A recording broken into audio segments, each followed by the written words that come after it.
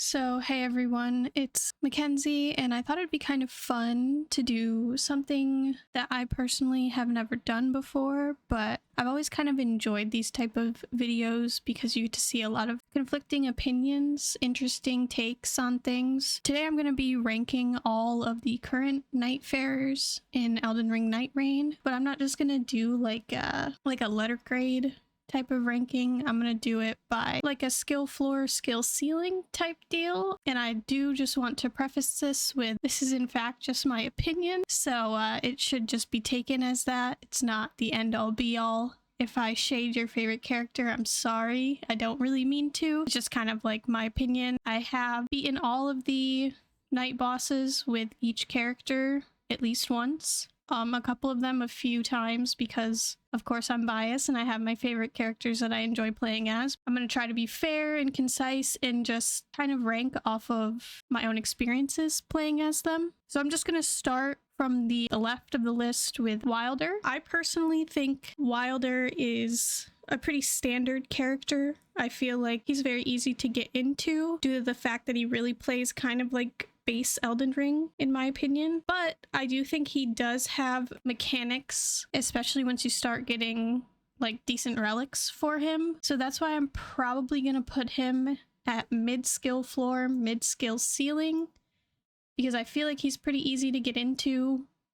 You of course have to have knowledge on how to play the game for any of these characters. I do think he has a little bit of a gap, but his abilities kind of make up for it with the grapple for mobility. I think it's nice, but you can definitely use it to like accidentally launch yourself off of ledges, or you completely miss your target, or you grapple yourself into like a grab attack. So that's why I'm gonna just put him at mid skill floor and mid skill ceiling. All right, so the next character is Guardian. My thoughts on Guardian: I personally don't really enjoy the way that his passive works. He is probably one of my least favorite characters to play as, and that's not me saying that he's bad, because I actually get really excited when there's a good one on my team. A good Guardian can make or break a run for sure. That's why I'm kind of leaning towards putting him right next to Wylder, because you do have to adjust to his playstyle,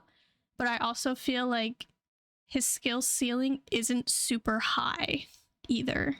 I feel like once you play enough of him, you kind of get it down. So yeah, I think I'm gonna put him on mid-skill floor, mid-skill ceiling for sure. All right, so next up is Iron Eye. I feel like he is a very, very simple character, a very beginner-friendly character.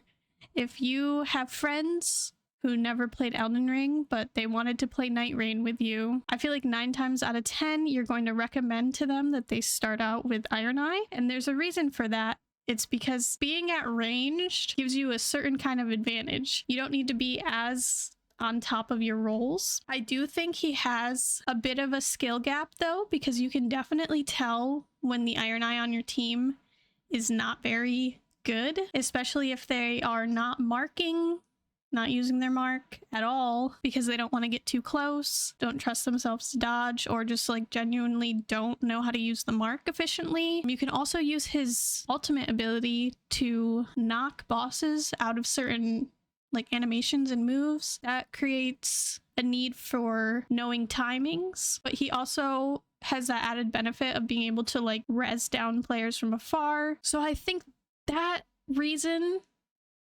is why I'm going to put him at very low skill floor and mid skill ceiling. All right, so next up is Duchess. I actually really like Duchess. She's my second most played character. I think she's rather simple. Her dodge is very cool, very nimble, and her restage is an awesome ability. I think her ult is a little... There are mixed opinions on it. I think it's really good situationally, but other times it just feels like people are like, well, when am I supposed to use this? It's got like that kind of weird feeling about it. Honestly, I feel like she kind of, if you have a good one, it makes the run very easy. If you have a bad one, it makes the run pretty hard. I do think that I'm going to end up putting her in the same spot with the Wylder and Guardian, because I do think there is some type of needing to be good with your timing on dodges, needing to use your restage at the appropriate times, like after a status proc type deal, among other things. And her ult is definitely very situational. You really need to know when to use that. So I think I'm going to put her at mid-skill floor, mid-skill ceiling for sure. Okay, so next up is the Raider. This character, I feel like, is another very simple, right to the point type of character. Even if you have a really bad Raider, I feel like you can still easily win the run. In my opinion, Raider is kind of just a very simple, straight to the point, straightforward type of character. His best weapons are just colossal weapons. You take advantage of the jumping attacks, heavy jumps. His abilities are both very easy and they give you iframes. It's very simple to get the timing right on them. It's very simple to use them. I think Raider is overall a very, very just straight to the point character. It's kind of hard to mess him up. That's why I think I'm going to put him at low skill floor, low skill ceiling, because I genuinely think he is just one of the easier ones to adapt to actually playing. So I'm going to put him at low skill floor, low skill ceiling.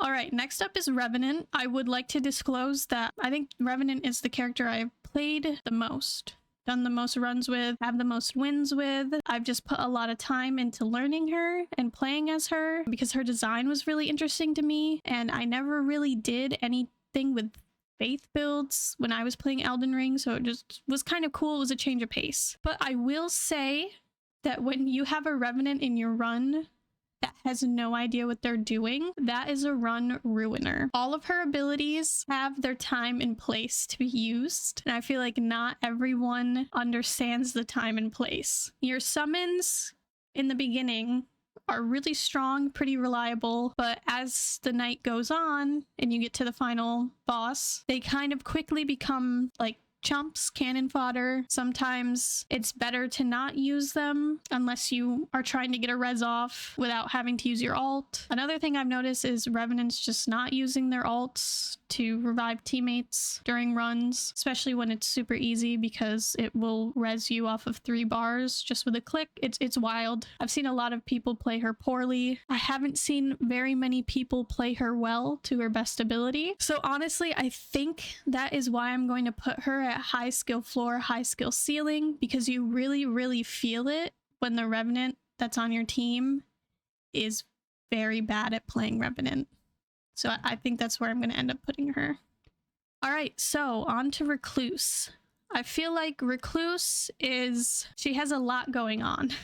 I don't know if you guys have seen any of those charts that will tell you what every combination of her cocktail does. There's just a lot to this character. And if you were brand new to like From Software games, I definitely don't see anyone recommending this character to you to play. There's just a lot going on.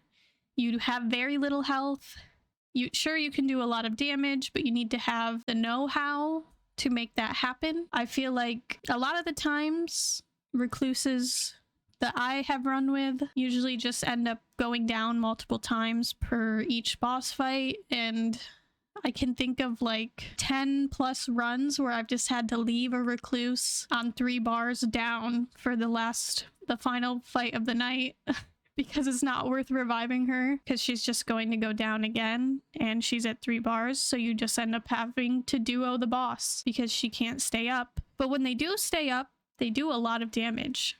If you have a good Recluse, you notice. But again, on the other hand, if you have a bad one, you definitely notice that as well. So I think, I'm going to be honest, Recluse is probably my least favorite character, my least played, my least enjoyed character in the cast. But I do 100% believe that she has a high skill floor and high skill ceiling.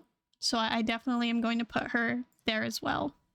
All right, last but not least is Executor. Honestly, this character was a character that I thought I was going to gravitate towards, because I typically like using like katanas and status effects and things like that. But I think Executor has a time and place when you can actually utilize his blocking, parrying ability. It's hard. I feel like a lot of players don't know when they should be using it versus when they should not be using it, because Nightreign itself is such like a fast-paced game. So you need to like kind of know in your head, yeah, I shouldn't use that right now because we're really trying to get through something, and it kind of slows us down, versus like, oh, this is the perfect time to use it. This is when I should be using that. But I also feel like it's very easy to play the Executor and just ignore that ability throughout the entire match and still have it work out, especially with the ultimate. And if you get good relics like the heal on Roar while you're in your ultimate, there's a lot of good uses for that, and I feel like it's very, very easy to adapt to that. And plus, like, status build up, bleed procs, it's going to be very, very easy while you're playing Executor. And it's super simple, again, to just ignore the parry mechanic while you're playing. So that's why I kind of feel like Executor belongs at the low skill floor, high skill ceiling, because you can really play him and just completely ignore that parry mechanic altogether if you wanted to, and still have a good run just by using your picked up weapons and your ultimate. So I'm going to put him at low skill floor, high skill ceiling. Obviously, this list probably isn't perfect, and this list will probably have some people hard disagreeing with me, but I like that. I actually would like to hear people's opinions. I didn't really ever want to come out and like trash talk anyone's favorite character either, so I hope this didn't come across as that. I think all of the Nightfarers have their uses, and I think they're all very fun to play in their own way, but they're just, all of them are not for everyone. Not everyone enjoys a certain type of play style. So if you do want to have a discussion about this list in the comments or whatever, just try to keep it a little bit friendly. I understand feelings can get hurt, but in no way was I trying to BM anyone. So yeah, so I think this is going to be the final tier list. I feel happy with where I placed everyone. Yeah,